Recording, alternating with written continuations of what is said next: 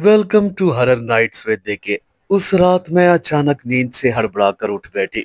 मुझे ऐसा महसूस हुआ कि जैसे मेरे चेहरे पर किसी ने पानी दे फेंका हो। अच्छी तरह होश में आने पर मैंने अपने इर्द गिर्द नजर दौड़ाई, लेकिन ये तो मेरा वहम था। मेरा चेहरा तो मुकम्मल तौर पर खुश्क था, मगर अपने दुपट्टे को गीला देखकर मुझे थोड़ी हैरानी जरूर हुई। खैर, बहुत देर तक गौर व खौज करने के बाद भी मैं किसी नतीजे पर ना पहुंची। मैं काफी देर तक बदहवास रही, क्योंकि मुझे अच्छी तरह से याद है कि किसी ने बड़े जोर से पानी की बकेट मेरे चेहरे पर दे मारी थी। उफ अल्लाह! मेरे सभी घर वाले अपनी अपनी चारपाइयों पर सुकून की नींद कर रहे थे और घड़ी रात के 12 बजा रही थी। मैं काफी देर तक अपने बिस्तर पर लेटी हुई कमरे की छत को तकती रही। आखिर ये कौन था जो मेरे ऊपर पानी फेंक गया? खैर, जब मैं अगली सुबह उठी तो इस वाकये को मुकम्मल तौर पर भूल चुकी थी। मेरी अम्मी और बाकी तमाम घर वाले मेरी एक कजन की शादी में शिरकत करने के लिए जा रहे थे, जबकि मैं 2 दिन पहले ही सीढ़ियों से गिरकर खुद को चोट लगवा चुकी थी।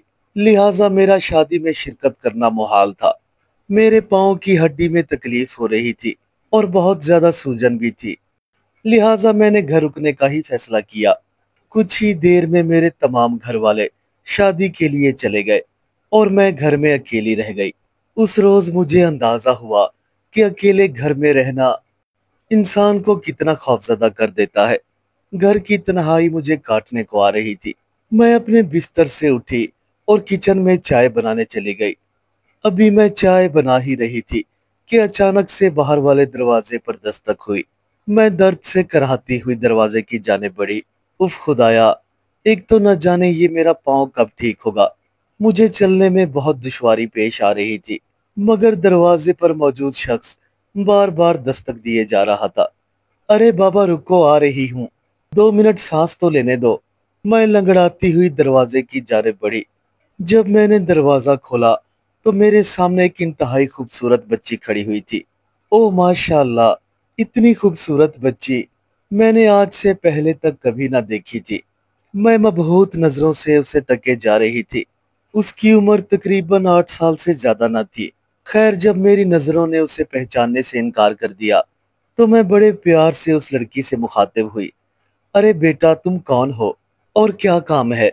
मैंने निहायत प्यार से उसके सर पर हाथ फेरते हुए कहा। वो बाजी, मेरा नाम अनाबिया है और मैं मोहल्ले में नई नई आई हूँ। ओ अच्छा अच्छा बेटा, आओ अंदर आओ, मैंने दरवाजे के सामने से हटते हुए कहा। अरे बेटा, तुम तो यहाँ आ गई हो, कहीं तुम्हारे अम्मी अबू परेशान ना हो जाए कि हमारी बेटी कहाँ चली गई है। अंदर आते ही मैंने उसके मासूम से चेहरे पर हाथ फेरते हुए कहा, नहीं बाजी, मैंने अपनी अम्मी को बता दिया है कि मैं बाजी के घर खेलने के लिए जा रही हूँ। अनाबिया ने फौरन ही मेरा हाथ पकड़ते हुए कहा और मैं उसकी जानिब प्यार से देखने लगी। अनाबिया के घर में कदम रखते ही मेरे पूरे घर में एक उजाला सा हो गया। वो इतनी अच्छी बच्ची थी कि उसे देखकर कोई भी हैरान हो जाता, खसूसन उसके बात करने का स्टाइल। वो तो सबसे मुनफरिद था। खैर, घर में अंदर आने के बाद हम दोनों बातें करने लगी। फिर मुझे याद आया कि मैं किचन में चाय रख कर आई हूँ। अनाबिया बेटा, तुम यहीं बैठो, मैं अभी चाय लेकर आती हूँ। मगर वहां बैठने की बजाय अनाबिया भी मेरे पीछे पीछे किचन में चली आई और मुझे काम करता हुआ देखने लगी।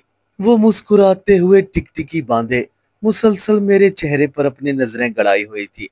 अरे अनाबिया बेटा, आपको पता है कि अनाबिया का मतलब क्या है? मैंने उसकी जानिब देखते हुए कहा। जी बाजी, मैं अपने नाम का मतलब जानती हूँ। अनाबिया का मतलब जन्नत है। मेरा मतलब है जन्नत का दरवाजा। अरे वाह, कितना खूबसूरत नाम है तुम्हारा। तुम तो बहुत ही प्यारी बच्ची हो, रोज मेरे घर आया करो, मैंने अनाबिया की जानिब देखते हुए कहा। जी बाजी, क्यों नहीं, मुझे भी आप बहुत अच्छी लगती हैं, लेकिन ये ना हो कि मेरा रोज रोज आना आपको बुरा लगे, अनाबिया ने मासूम सी शक्ल बनाते हुए कहा। ये जुमला उसने इतनी मासूमियत से बोला था कि मैंने आगे बढ़कर उसे प्यार कर लिया। शायद उसके माँ बाप ने उसकी परवरिश बहुत ही अच्छे माहौल में की हुई थी। अच्छा तो अनाबिया, ये बताओ कि तुम कितने बहन भाई हो। मैंने चाय का कप और चंद बिस्किट्स अनाबिया के सामने रख दिए। जी बाजी, मैं और मेरे दो बड़े भाई। बहुत खूब बेटा। और तुम्हारे अब्बू क्या करते हैं? अब्बू का नाम सुनते ही अनाबिया खामोश हो गई और बड़े ही सर्द लहजे में जवाब दिया, पता नहीं बाजी, मेरे अब्बू क्या करते हैं। उसका ये अंदाज देखकर मुझे एकदम से उस पर प्यार आने लगा।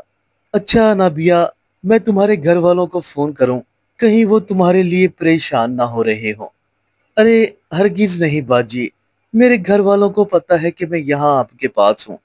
वैसे बेटा तुम्हारा घर किस जगह पे है और तुम लोग कब यहाँ शिफ्ट हुए हो? मैंने फिर से सवाल किया, मगर इसके जवाब में वो खामोश रही। फिर चंद लम्हों बाद उसने अपना सर ऊपर की जानिब उठाया और बड़े गौर से मेरी जानिब देखने लगी। पता नहीं बाजी कि मेरा घर कहाँ है। मुझे तो याद ही नहीं आ रहा कि मैं कहाँ रहती हूँ। अनाबिया के मुंह से ये बात सुनकर मुझे हैरत का शदीद झटका सा लगा। क्या मतलब, तुम्हें अपने घर का पता मालूम नहीं? नहीं बाजी, मुझे याद नहीं आ रहा। ये क्या कह रही हो? मैंने घबरा कर उसकी जानिब देखा।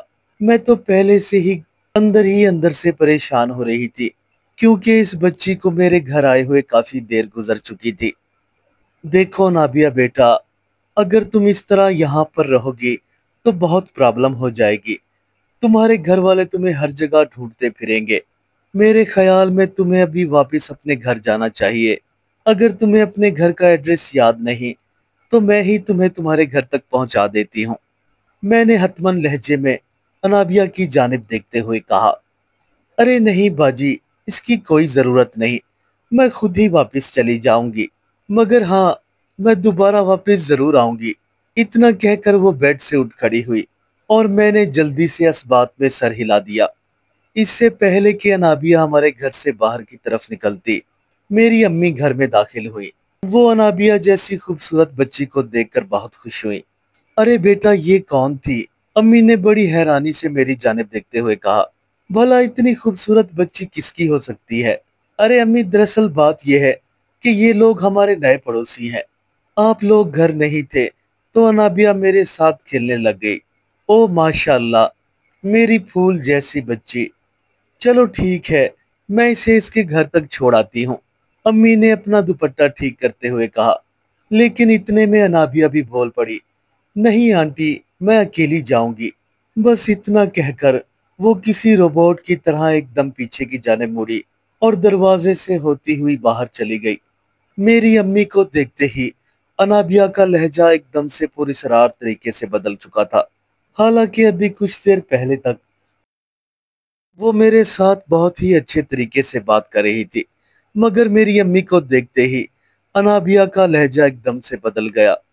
उसके जाते ही मेरी अम्मी काफी परेशान नजर आने लगी। माहम बेटा, मुझे तो ये बच्ची बहुत पुरस्रार लगी है। मैं जैसे ही घर में दाखिल हुई तो ये बच्ची मुझे देखते ही एकदम से गुस्से में आ गई। अरे अम्मी, भला छोड़िए ना, इतनी प्यारी सी बच्ची भला पुरस्रार कहाँ से हो सकती है? मैं तो इसकी दीवानी हो गई हूँ। ठीक उस रात जब मैं सो रही थी तो मेरे चेहरे पर फिर से किसी ने पानी फेंका।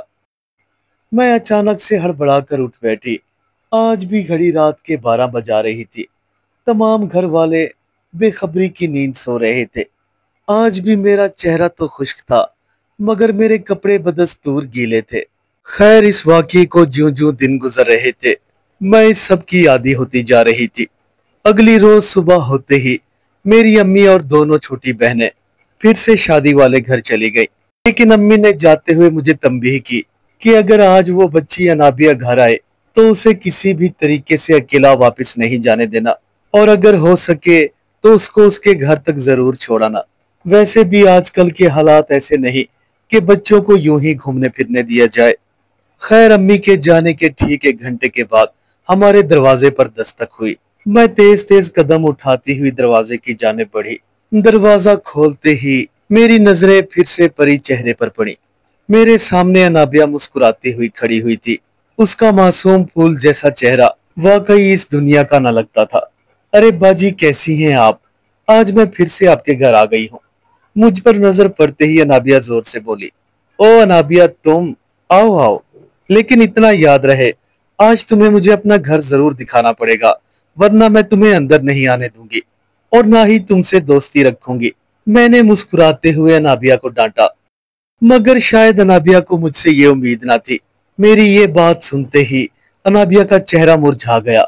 अरे नहीं बाजी प्लीज, मैं आपको अपने घर नहीं ले जा सकती क्योंकि मेरा घर बहुत दूर है। ओहो भाई, ये क्या बात हुई? चाहे तुम्हारा घर जितना भी दूर क्यों ना हो, आज मैं तुम्हें नहीं छोड़ूंगी। मैंने फौरन ही नाबिया का हाथ पकड़ते हुए कहा, देखिए बाजी, मैंने कहा ना कि मेरा घर बहुत दूर है, आप समझती क्यों नहीं? वो अपनी मासूम मासूम हाथों को मेरे सामने जोड़े खड़ी हुई थी। उसकी इस मासूमियत और भोलेपन को देखकर मुझे उस पर प्यार आने लगा। अच्छा आओ अंदर तो आओ, मैंने दरवाजे के सामने से हटते हुए कहा।